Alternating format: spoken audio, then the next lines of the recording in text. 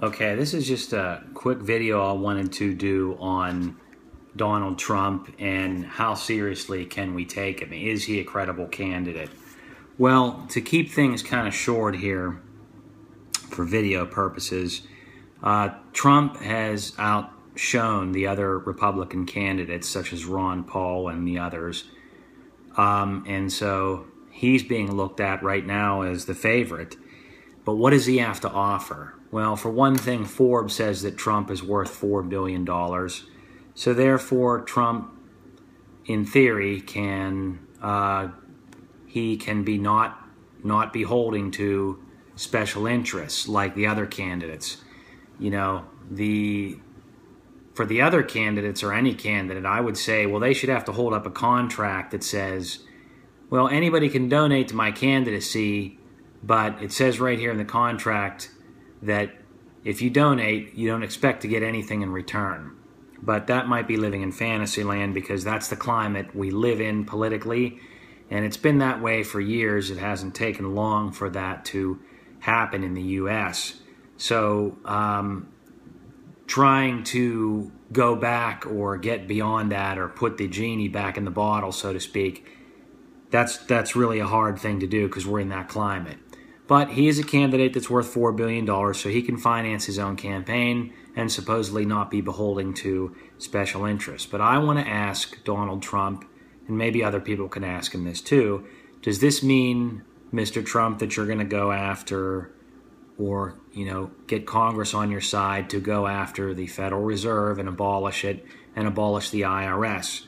Because the IRS, after all, is an entity that intervenes via our employers and takes our money that we've labored for.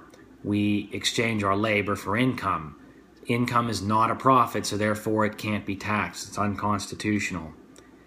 Check out a website called thelawthatneverwas.com to see documents regarding this. But getting back to Trump,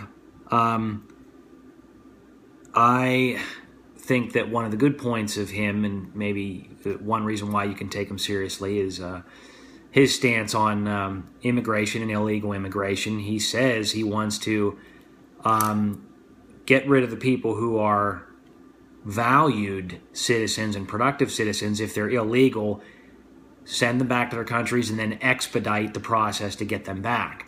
And then, of course, the criminals and so forth and other people that are illegal that just aren't willing to go legal, he wants to see those people sent back to their countries out of our country. So those may be I think those are some good issues. He wants to put a border, a wall on around the United States, which I think any country should have a right to do that. I don't think that means you're living in a prison, and I don't think that is, as Jesse Ventura said, living in an East-West Berlin situation.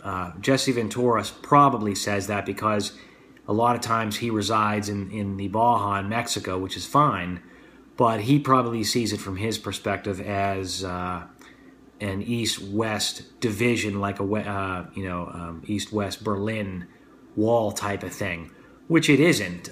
If you live in the United States or any given country and you put a border around you, it's not dividing your country like an East-West Berlin situation was.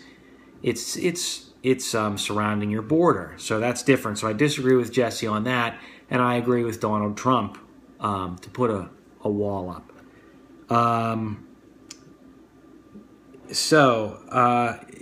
Considering some of these good points about Trump's what he's worth and can finance his own campaign and has the potential not to have special interest, that's a good point.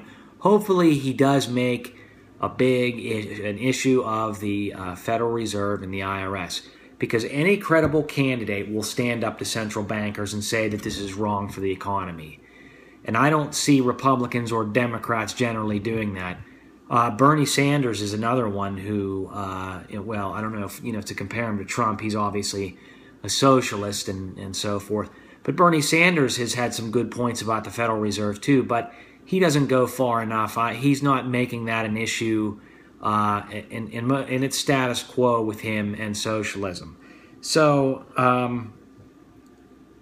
the good things about Trump I like are the border, like I've said, and the special interest thing. But is he gonna do anything about the Fed or the IRS? I don't know, and I don't know who will. The bad things about Trump are also what I mentioned in that same sentence, that we might not be able to take him seriously because of not going after the special interests like the Fed and the IRS. That's about all I have to say in a nutshell, and there's more to say maybe in regards to this about the Grace Commission that determined what the IRS was actually doing and so forth. But for right now, I would say that there seems to be no credible candidate that is going to stand up to the issues of the IRS and the Federal Reserve.